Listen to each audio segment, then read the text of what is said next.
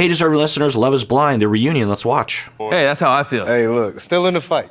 So, Alex, all joking aside, Tim said your argument on the getaways was so bad that he almost left early. Can you shed any more light on what we didn't get to see on camera? What you didn't get to see was a verbal disagreement. As you saw, I'm very close to my family. And my dad had been admitted to a rehab facility a week before I left. And being three... Okay, interesting. I'm wondering what that has to do with it, but yeah, I'm sort of recalling what we saw in the next day, Tim's demeanor and how he came back to the room in the hotel saying he was going to leave. And she managed to get him to give it another shot. And the way that it sounded was that it was a highly volatile fight and she put her hand on his mouth. So I don't know exactly what that means, but under most circumstances, that's going to be physical harm, physical abuse, especially of that nature of, I am now taking your voice away. I will control you, that kind of thing. But there are other circumstances, he could have been putting hands on. We didn't hear that.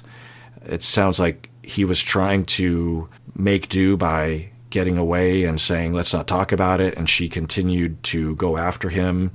Sounds like she was verbally abusive and he was really hurt by that. So I'm remembering that because it was a while ago that we saw that. So let's see what she's... Now, we don't know. And it sounded like the argument went on for a while, right? Maybe an hour or, give or take 30 minutes, maybe more. I don't know. So I'm just remembering all that. Now, we don't know. We might have, if we saw it, put the blame more like a 60-40 thing or a 50-50 thing. I don't know. But that's what we heard. And she, the next morning, the overall vibe from her was she was seemingly saying, that was bad of me, please don't leave. And he was more like, oh God, I don't want to ever do that again. I think we should be breaking up. And then she was nice and he agreed to give it another shot. 3 weeks not talking to them, it just kind of weighed in on me at that moment. Okay, so she's saying that there was something going on in her family and that was hard, which I can totally imagine. I can totally imagine that.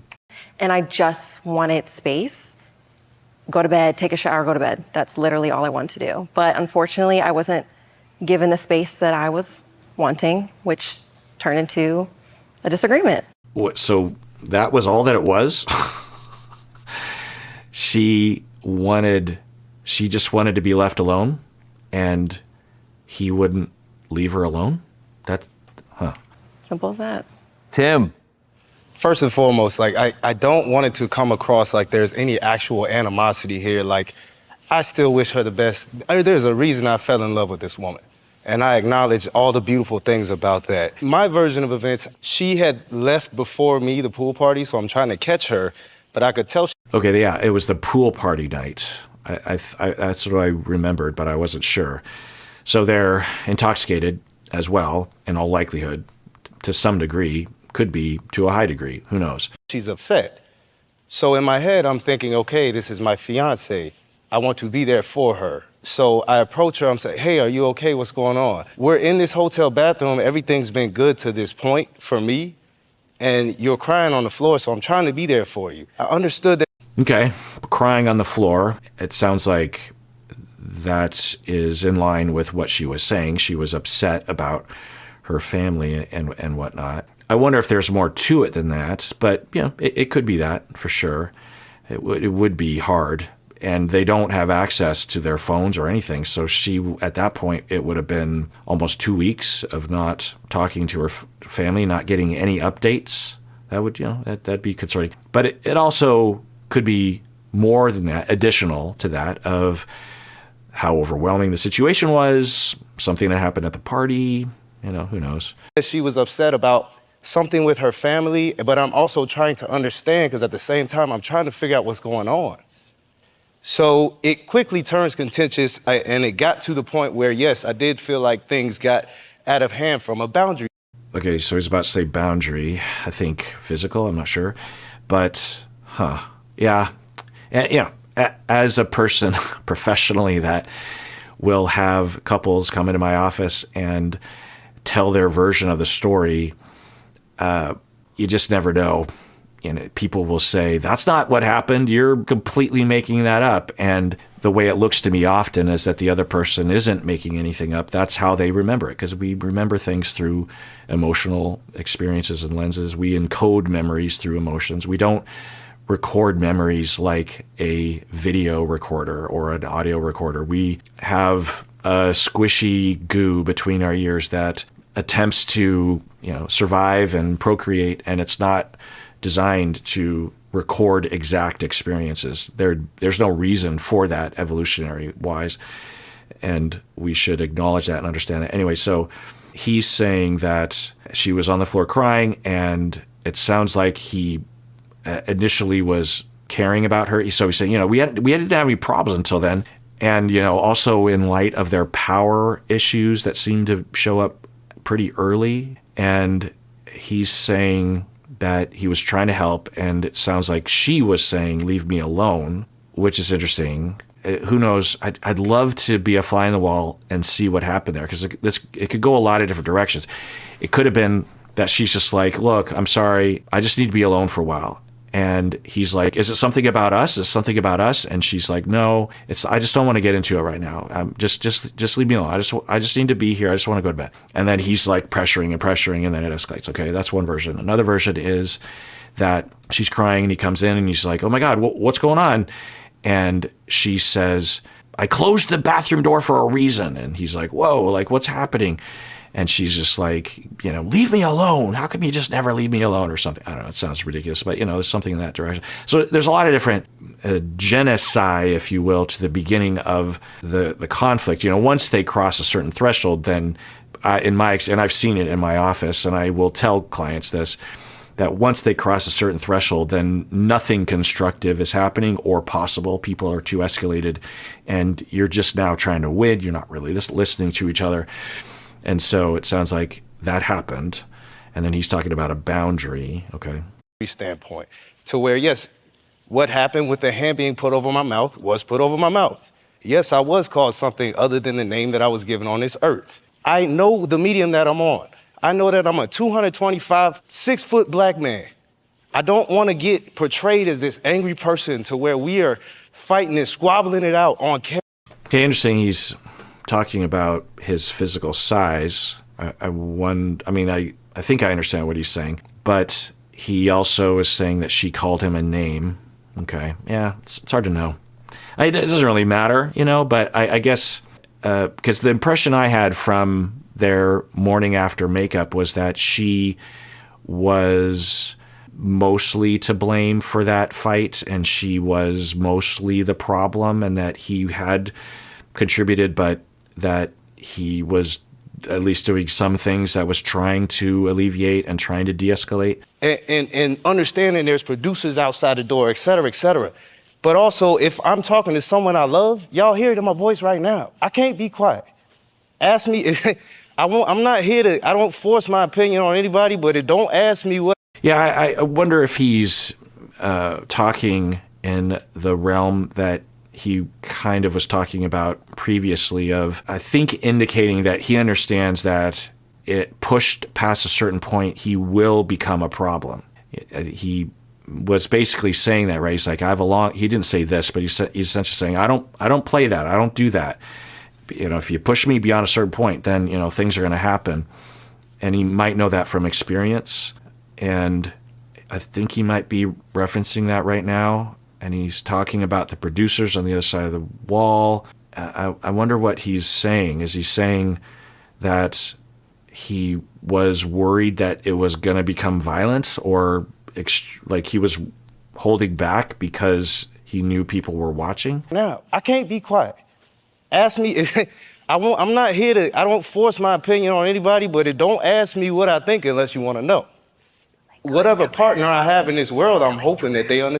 Yeah. She's like, this is going nowhere. Yeah, that's what I was thinking too.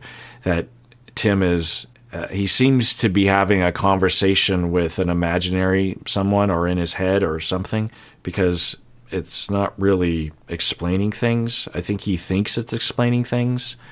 Yeah. Yeah. I think what Tim is saying is, I don't want to have big fights.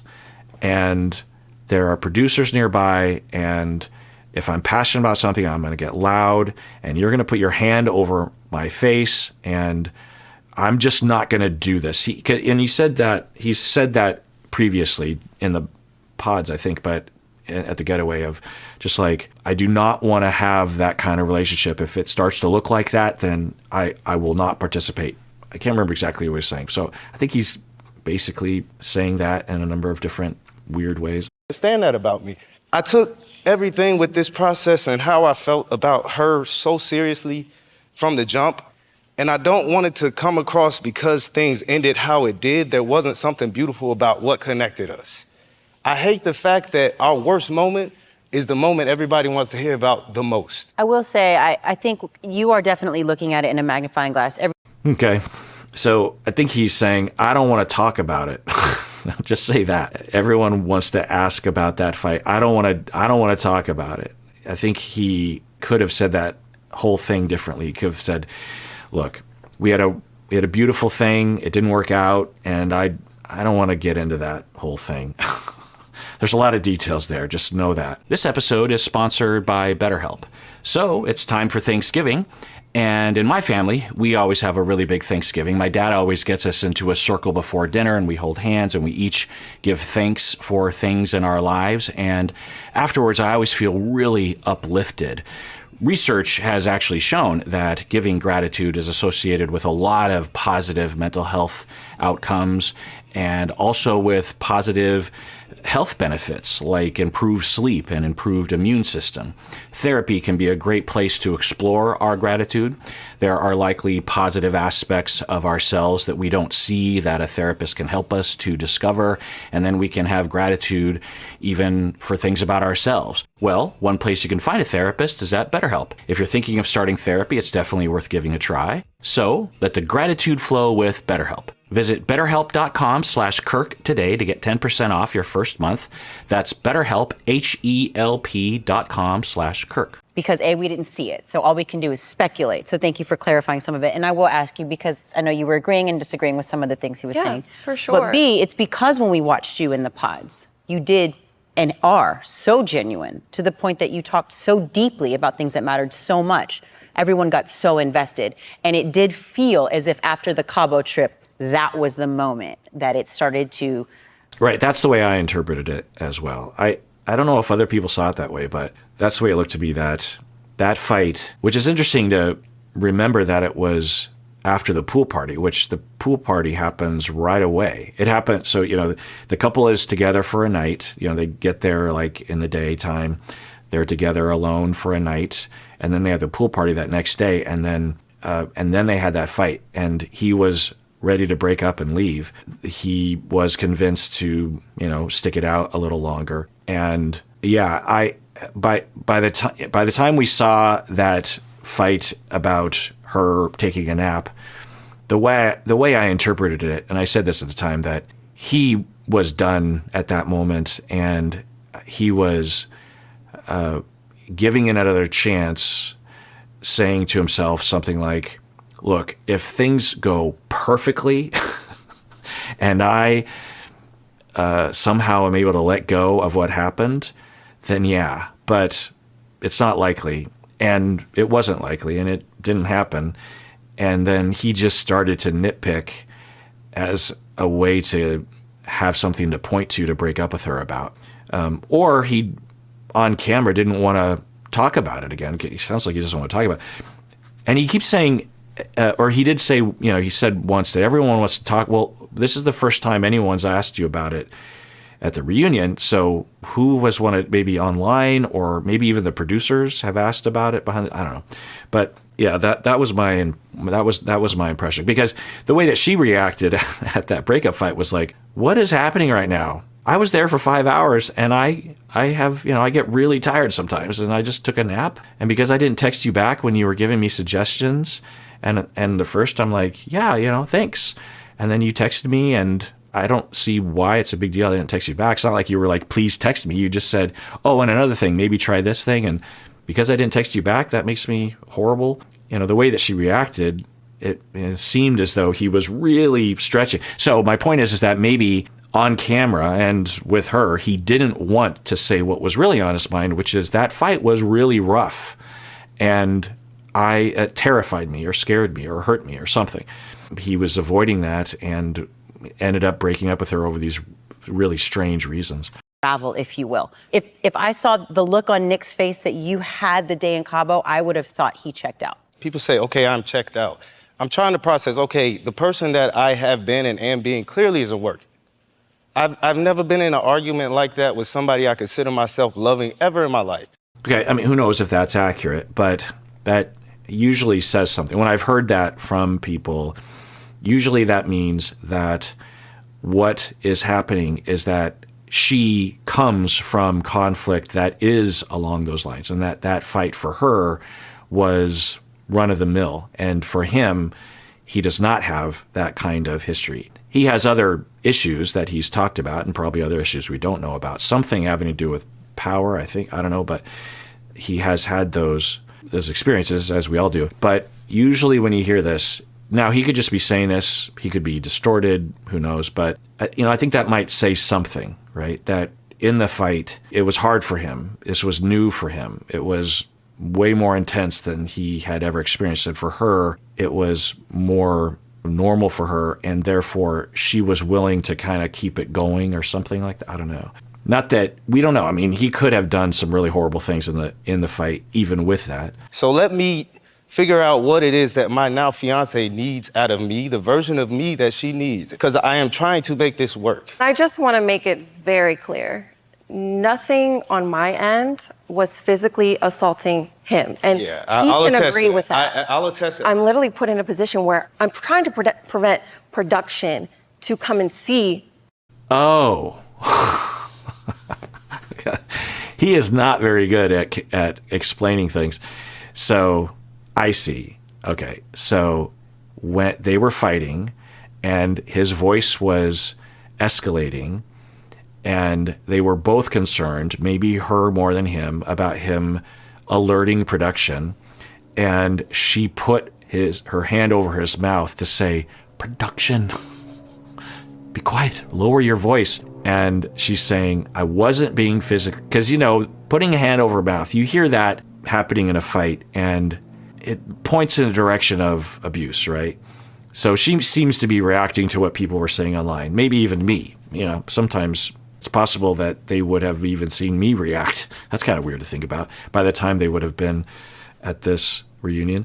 But anyway, so, okay. And he's like, no, yeah, she was not, because I did wonder about that. Is like, was this part of a larger issue? Okay.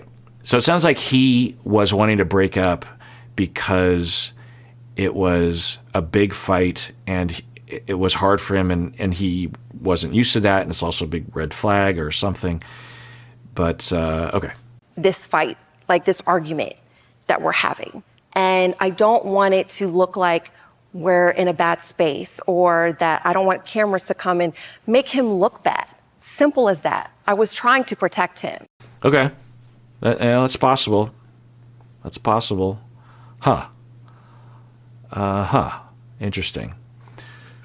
So that adds another possibility. She was upset. He's distressed that she's crying, and she's not upset at him at all.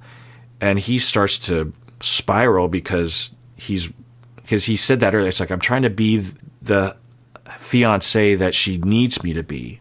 Yeah, right. Because what did I write in my notes about his family members? That his two older sisters died, but yeah, he didn't talk about.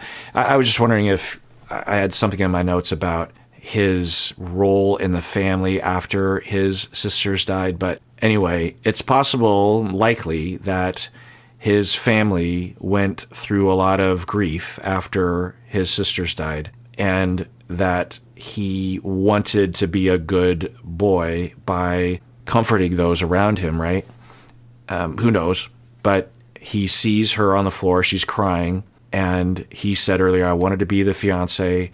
And maybe the conflict escalated because she was like, leave me alone. And maybe she was nice about it, sort of, enough anyway. And he was escalating in anxiety because, oh no, something bad is happening and I'm not a good boy, or I'm not being included, or I'm not given a chance to help. I'm being shut out. And then he started to escalate, and then she was still relatively calm maybe, and she's just like, hey, like production, like bring it down.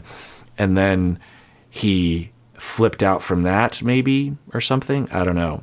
At some point they were agreeing that he wanted to actually end the conversation and she was coming after him. I seem to remember that. But anyway, that's interesting. I just wanted to de-escalate this entire situation so that we could just go to sleep and revisit it in the morning. But now it's turned into an assault. Yeah. It's not recommended that you put your hand over someone's mouth without consent, I guess, especially during a fight. There's a lot of ways you can say, hey, be quiet, aside from a power play like that, but it's helping to hear the context. What is assault? There's a lot of different definitions and legal definitions, so it depends. But is she a monster? No. But anyway, he's shaking his head, and she's saying, I just wanted to go to sleep. So that is different than if that was it, the way that she describes it, if that was it, then why did he say, I'm out of here, I want to break up? If that is what it was, then he had a very strange reaction to a very minor situation. So yeah, I think there's a lot more to it than that. Which it wasn't. Well, clearly, if you did, he would say, you guys have clear for everyone watching, there was no assault. Yeah. It wasn't assault, but I reject you saying that I yelled at you. My voice carries. I was asking you what's going on. Production had to come in and calm you down. Your voice, you were very upset, They had to Tim. come in. Okay, interesting. Production had to come. I mean, who knows what that was exactly. That's the way she's framing it. But if we go with that he was being loud, she put her hand on his mouth. I mean, I'm going to take a guess and say that he was loud and he wasn't aware of it. And she was trying to get him to be quiet. He wasn't. Production comes in to calm him down. Interesting that they didn't film it, right? Another data point, or at least we're not aware of it being filmed, Because I think other shows, like 90 Day Fiancé, for example, and we've seen such situations like this where they're like, ooh, let's film it. And they might even do it secretly. I remember one time they filmed Nicole and Azan. Nicole was having a total meltdown, and she locked herself in the bathroom, and she still had her microphone hooked up, and they just continued rolling on the closed door, and then they published it, and stuff like that. It doesn't sit well with me, obviously. And so on this show, there's been moments like when Izzy was in the closet crying, and then Stacey opens the door wide open so that he's exposed to the cameras. I don't know if that was on. Anyway, I'm just babbling, but it sounds like, so production comes in, tells him, are you okay? Or how are things going? Or whatever. So at this point, it's making him look like the hothead, which is totally possible, actually. That's interesting. Yeah. It's interesting. So given what we've heard, even from him, I'll just reiterate what I said, but just add to it that she was having an independent emotional experience away from him. He comes into the thing and he's just like, oh no. And he's trying to be the fiance that she wants him to be. And she's like, just leave me alone. I'm having a moment. Or the way he was trying to help was, at first she's like, let me tell you. And then he's just like, well, I'll fix it. I'll fix it. And I'm trying to be the fiance. And then she's just like, and then he's escalating. And then she's like, hey, production, he's escalating. They come in and she's like, let's just go to bed. And then he's just like, fuck it, I'm out of here. This is aggravating. It kind of sounds like that, right? I was upset You were after yelling. you touched me. I'm not saying this to be shady. I was more offended at being called outside of my name. What did you call him other than his name? Well, because he was disrespecting me for over an hour. I said, you're acting like a little ass bitch. And Right. That's what I don't think we had a time on that, but yeah, for an hour. So I'm guessing there's fault on both sides, and calling someone a name, why do that? That's I'm crazy. not taking it anymore. That's crazy. That's crazy. That's just how I felt. It's crazy that why would you say that to any grown man out here trying to love you? And it was crazy how you belittled me the way that you did. Y'all asked men to take you seriously, and why would you belittle me? So like why that? are you got your finger in my face and yelling at me because I don't want to talk to you because I'm upset? Okay, this is interesting. I feel bad for the two of them that this is on TV, but they're letting it breathe. The hosts aren't interrupting, like what was happening with the Steven situation. So they're just letting this breathe, which is interesting. So I think we might be getting a glimpse into how things went down. In all likelihood, it was something like this, where they're not really talking to each other. They're not really listening. They're pretty easily triggered, right? Both of them, and they're not. This happens all the time. And I'm sure you have been in a fight like this, whether you can admit it or not. And if you had a recorder of it, or if you recalled it accurately enough, you would say, "What were we fighting about?"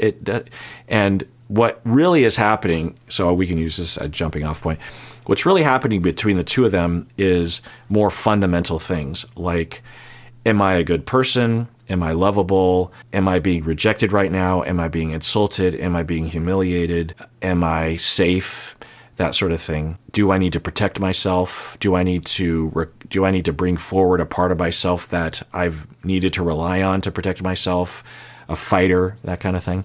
Because the content of their conversation, from the outside, it doesn't make a lot of sense. They're not like working something out. Like, no, this happened. No, this happened. And no, and then this happened. Oh, okay, then that happened. They're just like trying to win, right? They're trying to get some. Now, I will point out that he was in the direction of vulnerability. You could even kind of hear it in his voice. It was worded in a particular way, but in his language style, he's saying, hey, how do you do that? How do you call me a name like that? How do you put me down like that? And all she had to say was, yeah, I shouldn't have called you a name. I'm sorry. I think that would have eased. And then she could say, and you were being a jerk. Doesn't mean that, oh my gosh, you were putting your finger in my face. So, they're both trying to win, and it's escalating. And you could imagine this happening in the apartment that night, right? A very similar style. And then he would start to get louder, and then we get what we got, where they agree that production came in, and then he left. All right, well, that does it for that episode. Everyone out there, please take care of yourself, because you deserve it. You really, really do. Truly.